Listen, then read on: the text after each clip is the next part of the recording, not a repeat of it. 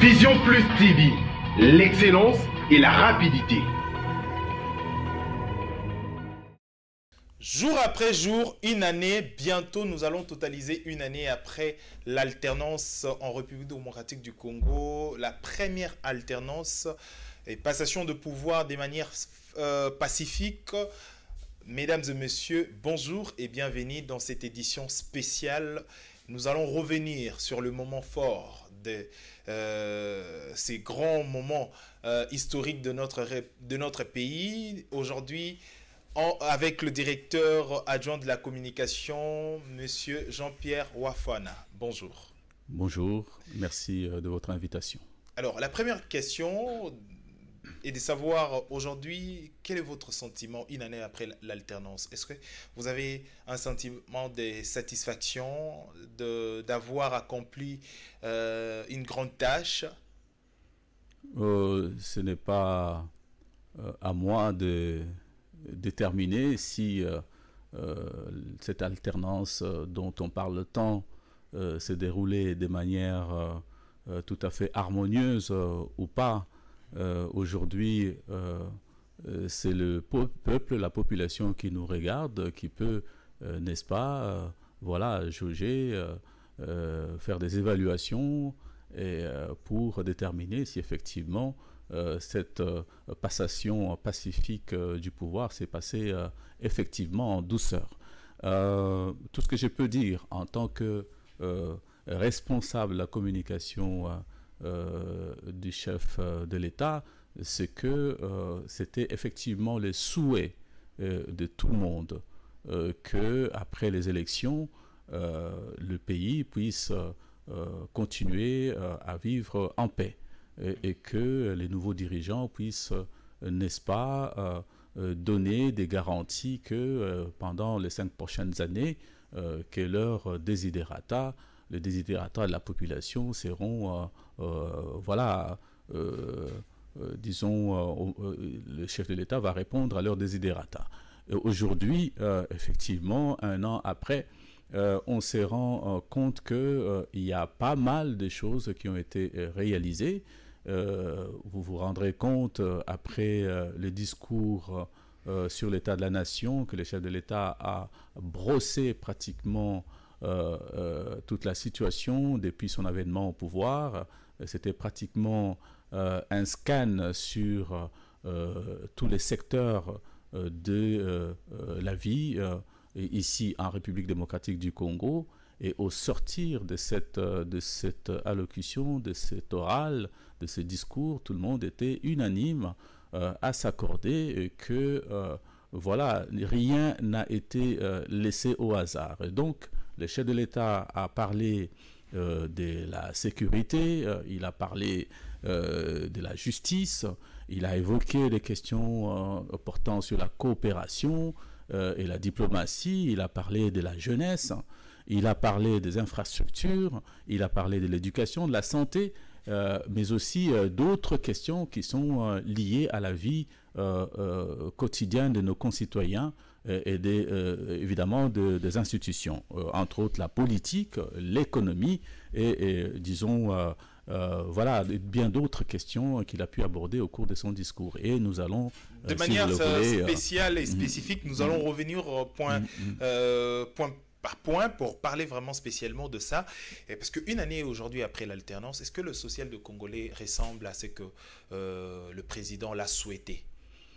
On ne peut pas déjà établir un bilan à ce niveau-là parce que vous vous rendrez compte que un an après, tout ne peut pas être fait. Le chef de l'État, bien entendu, a fait un certain nombre de promesses qui touchent au social des Congolais, qui touchent à l'économie. Et on est en train de vivre graduellement la réalisation de ces promesses-là. Je vous donnerai un exemple. Je pense que ça relevait des priorités donc du chef de l'État concernant la gratuité. Nous y reviendrons peut-être un peu plus tard dans l'émission, la gratuité scolaire. Le chef de l'État est préoccupé par le coût de la vie hein, donc au niveau des ménages des Congolais et au niveau, bien entendu, du climat des affaires. Le chef de l'État est en train de s'activer pour que des investisseurs puissent venir au Congo s'installer et créer de l'emploi, créer des industries, des transformations, créer des entreprises pour donner de l'emploi aux Congolais. Et donc tout ça va concourir, n'est-ce pas, à court, à moyen ou à long terme à l'amélioration des conditions de vie des Congolais.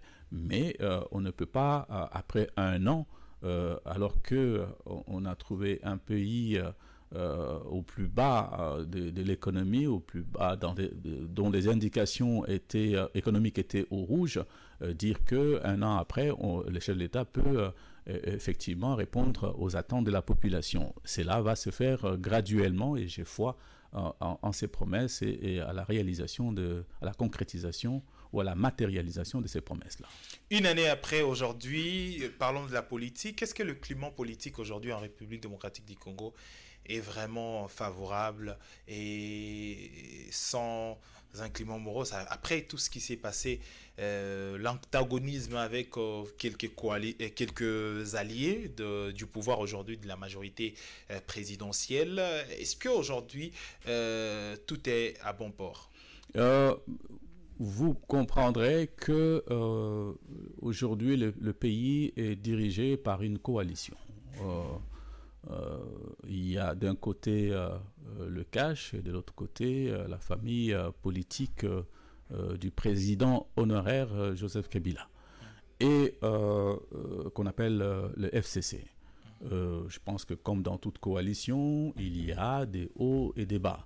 Toujours est-il que voilà, les deux responsables des familles politiques, en l'occurrence le président de la République et M. Kabila, se mettent d'accord pour que cette coalition puisse voguer et continuer son bonhomme de chemin pour que le programme du gouvernement qu'ils ont établi ensemble puisse se réaliser au bénéfice de la population. Bon, maintenant, comme dans toutes les familles recomposées, il y a toujours des hauts et des bas. Il faut savoir comment gérer les problèmes qui surgissent. Et les deux responsables sont inscrits dans une dynamique où de l'apaisement et pour permettre à ce que les choses marchent comme il se doit. Concernant la situation politique, puisque vous l'évoquez, moi je voudrais plutôt prendre les choses d'une autre façon, en parlant plutôt de ce que le chef de l'État a pu réaliser pour que le climat politique soit apaisé. Aujourd'hui, lorsqu'on parle de cela en termes de bilan, on va évoquer la décrispation politique. Et à son actif, le chef de l'État aujourd'hui a permis à ce que les exilés politiques puissent revenir au pays. Aujourd'hui, on voit que les acteurs politiques qui se disent de l'opposition vaquent tranquillement à leurs occupations. Ils sont libres de leur mouvement, ils peuvent tenir des meetings, ils peuvent circuler librement à travers la République. Si vous regardez l'actualité récente, vous vous rendrez compte qu'il y a des acteurs importants de la vie politique en République démocratique du Congo qui circulent tranquillement sans être inquiétés comme cela a été par le passé, par rapport à leurs activités politiques.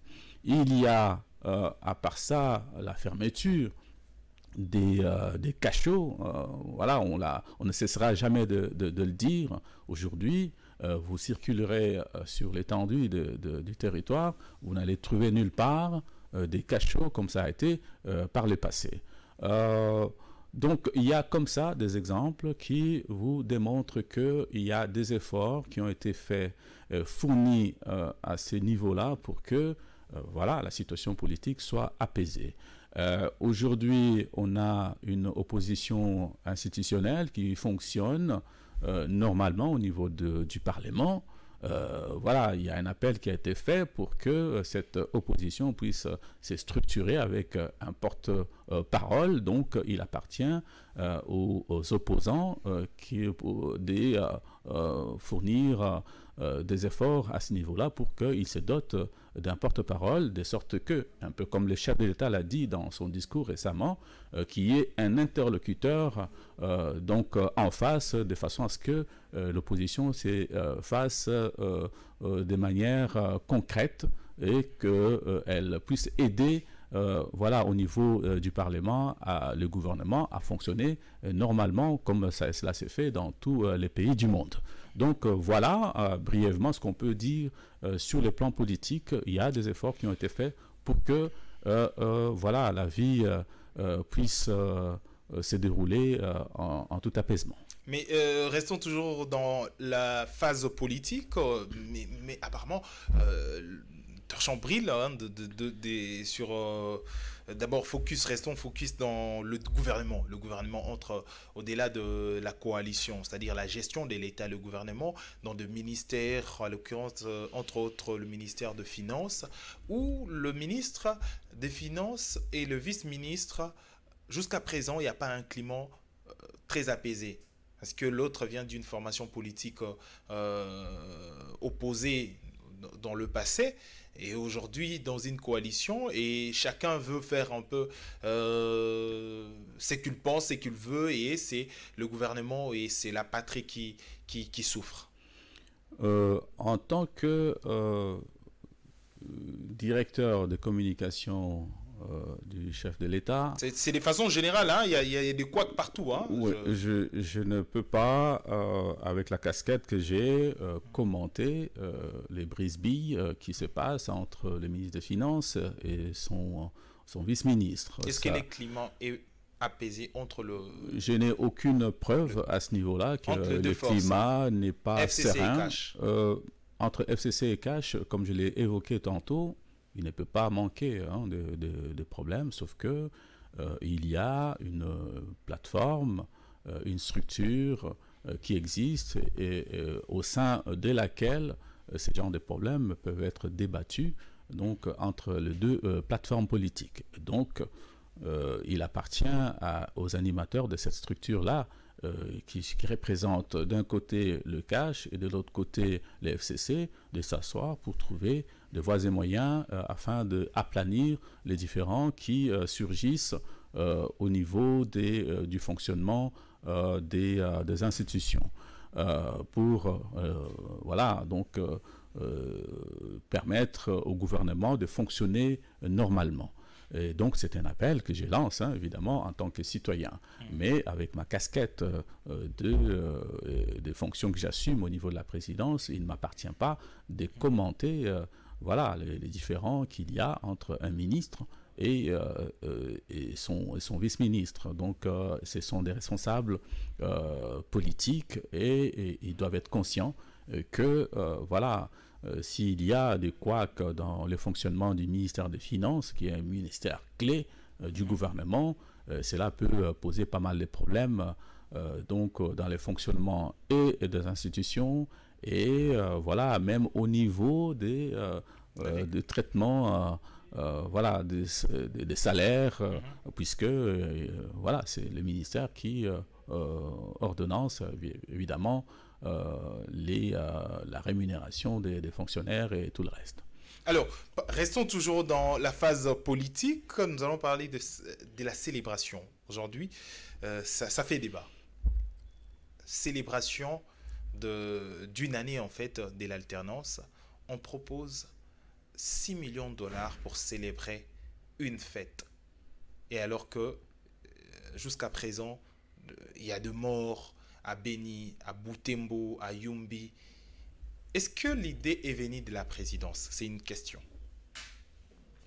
L'idée, comme vous en êtes rendu compte, sûrement n'est pas venue de la présidence. Il y a un conseil des ministres qui se tient régulièrement sur une base hebdomadaire. Et il y a eu des propositions qui ont été faites, il y a eu des délibérations, donc à l'issue desquelles ces projets-là a été adopté. Bon, maintenant, entre l'adoption et la réalisation du projet, c'est deux choses tout à fait différentes. Aujourd'hui, on en est au fait que lors du dernier conseil d'autorité, le chef de l'État a dit que, en dépit du fait qu'il devrait y avoir des célébrations, mais que ça devrait être des célébrations tout à fait sobres, qui ne puissent pas provoquer des remous au niveau de la société. Et ça donc, passe ou ça casse? On en est là. Les 6 millions, ça passe ou ça casse? Il n'est pas question de 6 millions. Si vous avez suivi le compte-rendu d'hier du Conseil des ministres, donc la décision qui a été prise, c'est oui, on va célébrer, mais de manière sobre. Et donc, ce budget-là qui a été proposé... de 6 millions ne passera pas, un peu comme vous le dites. Donc, le budget a été fortement revu à la baisse, et donc l'événement va se passer de manière très sobre, qu'on va privilégier des actions plutôt sociales, humanitaires, pour soulager la souffrance des populations dans l'arrière-pays essentiellement. Alors, dans cette même optique, parlons le billet. Aujourd'hui, ça fait aussi débat via réseaux sociaux, un billet proposé avec l'effigie de l'ancien président et le nouveau président. Pourquoi en fait avoir choisi et porté ces choix? Est-ce que c'est une communication ou c'est tout simplement envie, besoin de rendre un peu plus public ce qui a été fait? Et je ne peux pas commenter une situation ou un projet auquel je n'ai pas été associé. Comme j'ai dit, ça vient de la il y a d'un côté le gouvernement et de l'autre côté la présidence. Ça vient de la présidence. Ça ne vient pas de la présidence. Okay. Et donc, ce sont des questions qu'il va falloir poser à M. Kabanda, qui est le ministre délégué à la présidence. Cela ne veut pas dire que le fait qu'il soit ministre délégué à la présidence, qu'il fasse partie de l'équipe présidentielle. Non, je pense qu'il faut replacer les choses dans leur contexte. S'il y a des questions qu'il faut poser par rapport au projet, c'est bien au gouvernement, parce que ça a été délibéré au niveau du gouvernement et que ça n'a rien à voir avec la présidence de la République. Et comme je l'ai dit tantôt, je pense que le chef de l'État a opposé son veto et que ces célébrations-là, quoiqu'elles aient lieu à la date prévue, se feront de manière sobre. Alors, parlons de la gratuité de l'enseignement. Aujourd'hui, ça pose problème jusqu'à présent. Certains enseignants exigent en fait le montant. Est-ce que la gratuité de l'enseignement, une année après un projet appliqué, une proposition ou disposition de la Constitution appliquée par l'actuel président de la République, est-ce que ça souffre de non-application? Pas du tout, parce que... Pour d'autres revanches. Très concrètement, lorsque vous circulez dans les écoles ici même dans la capitale, vous allez vous rendre compte qu'il y a des écoles qui ont, la majorité des écoles qui ont appliqué cette mesure de gratuité de l'éducation fondamentale. Mais les autres, jusqu'à présent, il y a des élèves qui ne partent plus au cours, ils ont séché les cours depuis un moment donné. Est-ce que c'était une précipitation? Parce qu'il n'y a pas des établissements, sachant que hier, il y avait peut-être 10 ou 100 ou 1000 écoles. Aujourd'hui, il y a besoin, il y a priorité, il y a besoin pour tout enfant de se rendre à l'école. Et il y a le même état dans les mêmes établissements où il y avait vraiment faible taux aujourd'hui. Est-ce que c'était une précipitation? Il n'est nullement question de précipitation.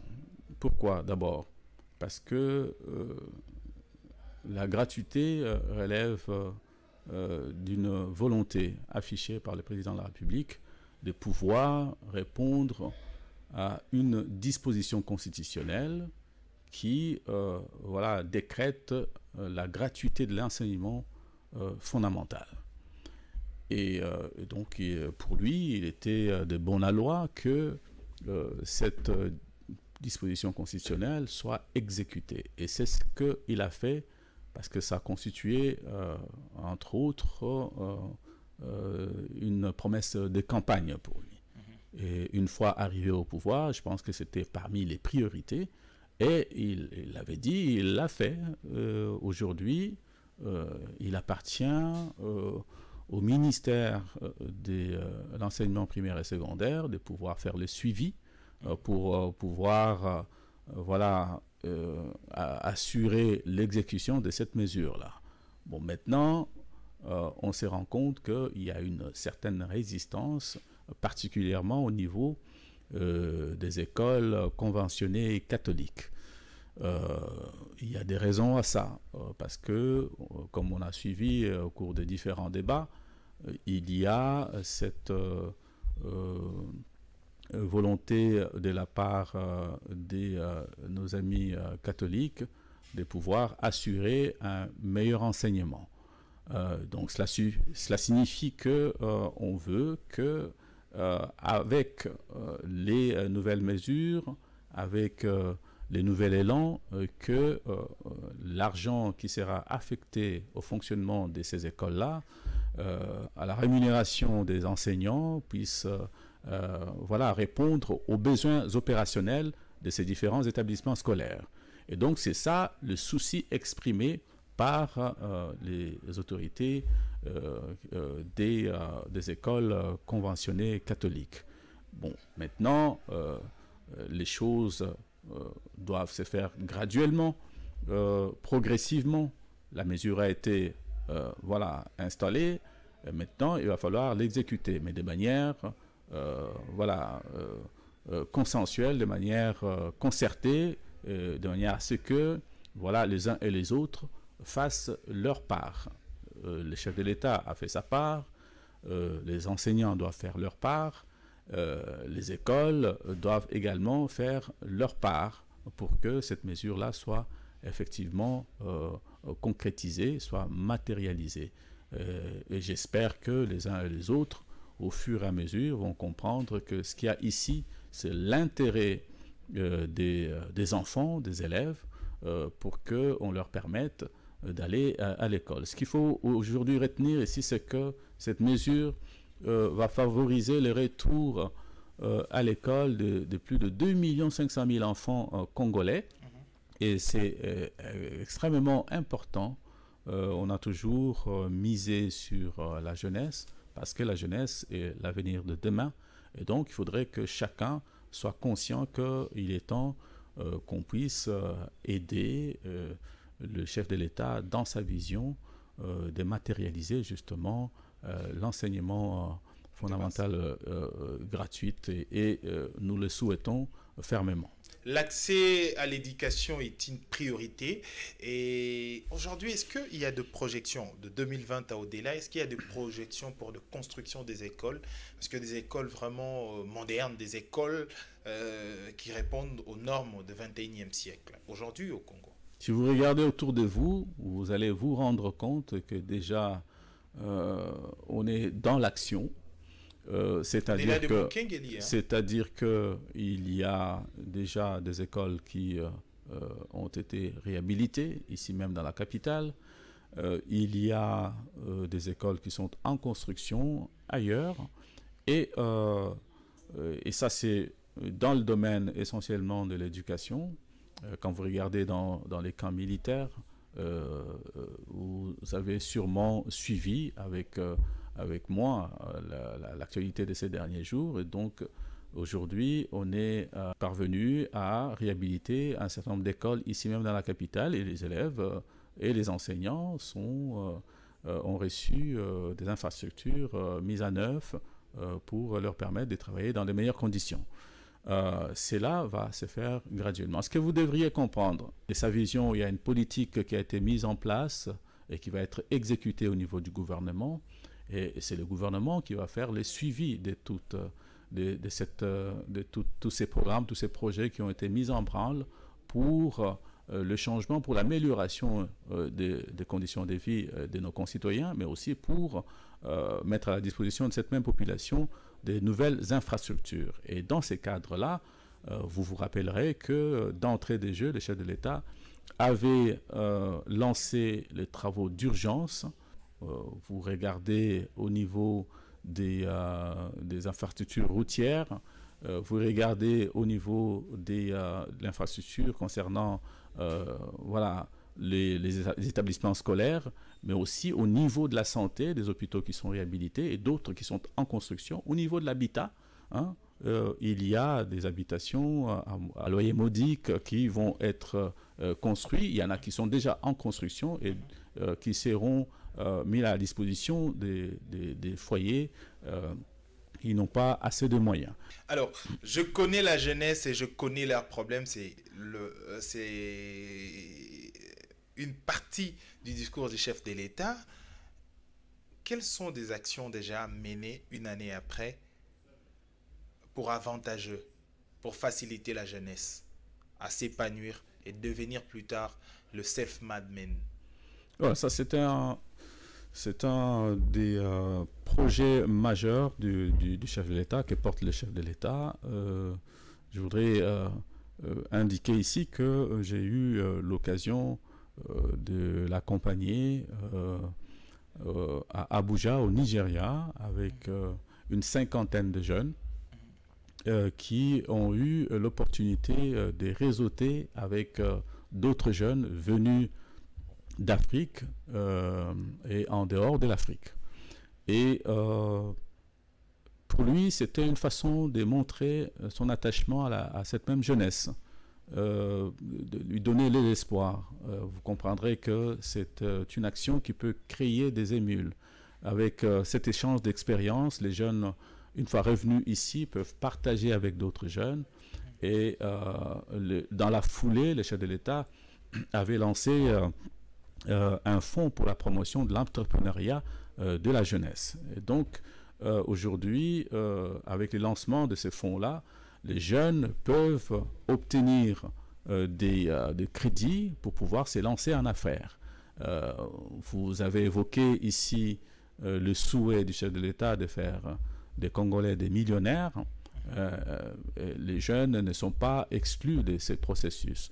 Et donc, c'est également un souhait qui concerne les jeunes pour qui il a mis à disposition ces fonds-là qui vont les aider, n'est-ce pas, à pouvoir se lancer en affaires. Donc, l'espoir est permis de ce côté-là, au niveau de l'entrepreneuriat, et au niveau de l'expertise que dont nos jeunes disposent. Et Dieu seul sait combien il y en a ici en République démocratique du Congo, beaucoup de talents qu'il va falloir encourager, et le chef de l'État s'est inscrit définitivement dans cette dynamique-là pour pouvoir aider nos jeunes à s'épanouir. Pendant la campagne électorale, l'actuel président de la République, à l'époque il était dans l'opposition, il souhaitait ardemment installer la base militaire à l'est de la République démocratique du Congo, une année après le plan sécuritaire. Est-ce que le souhait du président de la République a été réalisé, en fait, avec succès? Bon, je pense que les faits parlent d'eux-mêmes. Ou de façon générale, hein, la sécurité, l'aspect sécuritaire en RDC. Au niveau sécuritaire, les faits parlent d'eux-mêmes. Il faut comprendre que bien avant, d'abord concernant la dernière actualité, vous avez appris que le chef de l'État a installé un état-major avancé de nos forces armées sur le front de Béni pour combattre avec efficacité tous ces groupes armés diversement identifiés, dont certains sévissent depuis pas mal de temps dans la zone, et d'autres qui font régulièrement des incursions à partir des pays étrangers, limitrophes, je veux dire.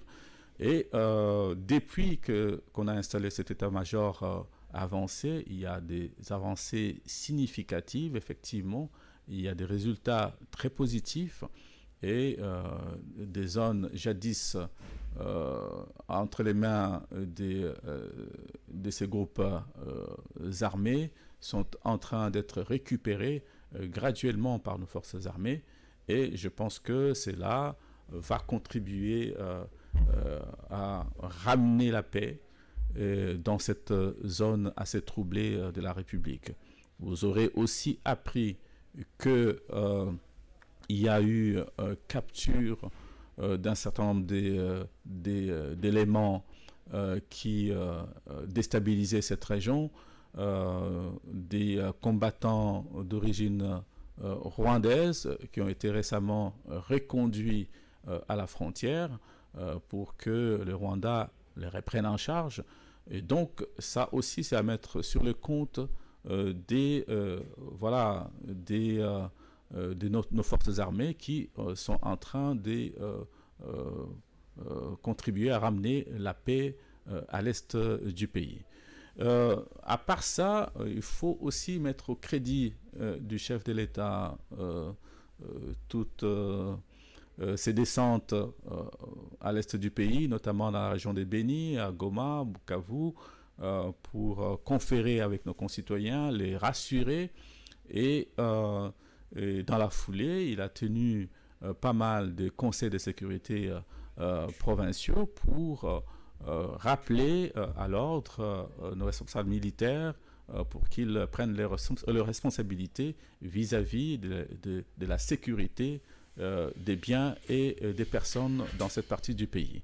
Il y a aussi les contacts réguliers que le chef de l'État a avec ses homologues de l'Est, entre autres le président rwandais, le président ougandais, mais aussi le président burundais.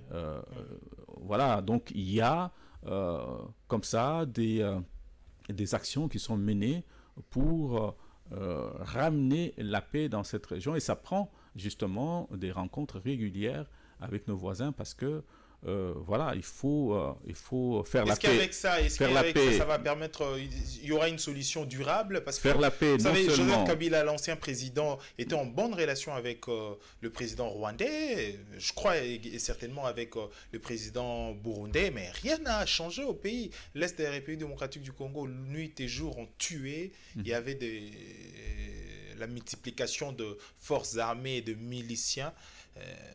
Qu'est-ce qui va changer en fait? Les dynamiques sont différentes, les approches sont différentes, les démarches sont différentes. On dit souvent en français, autre période, autre mœurs. Je pense qu'il faut mettre sur le crédit du chef de l'État actuel sa volonté et sa détermination de pouvoir ramener la paix. Je pense que tout réside dans la volonté. Et aujourd'hui, le chef de l'État l'a clairement exprimé. Et donc, à l'époque, bien entendu, il y a eu quelques contacts entre les différents pays de la sous-région pour pouvoir restaurer la paix dans cette partie du pays. Vous le dites si bien que ça n'a pas marché. Mais aujourd'hui, si vous entendez parler le chef de l'État, il ne cesse de le rappeler. Il dit que tant qu'il sera à la tête du pays, il ne sera pas en paix si la paix ne revient pas à l'est du pays. Et vous aurez suivi sûrement son appel à la mise en place d'une force sous-régionale au niveau pour pouvoir donc fédérer les forces et afin que beaucoup plus efficacement on combatte ces groupes armés qui viennent de toutes parts et qui déstabilisent cette région. Et donc c'est un appel qui a été lancé dans le cadre de la SADC et un contingent spécial qui devrait être formé, on l'espère, que très prochainement ça pourrait être opérationnel pour que ça s'ajoute aux efforts déjà menés dans le cadre des forces armées congolaises pour endiguer complètement tous ces mettre hors d'état de nuire, je veux dire, tous ces groupes armés qui sèment la mort et la terreur dans l'est de la République démocratique du Congo. Il y a beaucoup à dire, mais nous avions plutôt essayé de faire l'essentiel, de dire aussi ce qui était important. Alors, vraiment, une minute. Je rappelle d'abord, sur ces plateaux, nous avons le directeur adjoint de la communication de la présidence. C'est eux qui gèrent, en fait, c'est eux qui gèrent plutôt la communication du président de la République, son Excellence Félix Antoine Tshisekedi Tshilombo. Alors, Monsieur Jean-Pierre Wafana, pour une minute, est-ce que cette question, en fait, est-ce qu'il y a une lueur d'espoir pour un avenir meilleur après une année de l'alternance? Quand vous regardez, quand vous suivez le discours qu'il a tenu récemment devant les deux chambres réunies en congrès au Parlement, le discours sur l'état de la nation, en évoquant toutes les questions relatives au fonctionnement des institutions et de la vie quotidienne de nos concitoyens, il a relevé des points essentiels sur lesquels des avancées significatives ont été accomplies en termes d'action et des points sur lesquels des efforts devraient être déployés pour accomplir les promesses qu'il avait tenues lorsqu'il est arrivé au pouvoir. Et si je vous cite un ou deux exemples, notamment en ce qui concerne la coopération et la diplomatie, vous vous rendrez compte qu'aujourd'hui, le pays est rentré par la grande porte dans les concerts des nations. Et on n'a cessé jamais de critiquer les voyages et les multiples voyages du chef de l'État. Aujourd'hui, on se rend compte qu'il y a des retombées positives par rapport à ces voyages-là, notamment concernant ces contacts avec les institutions de Bretton Woods.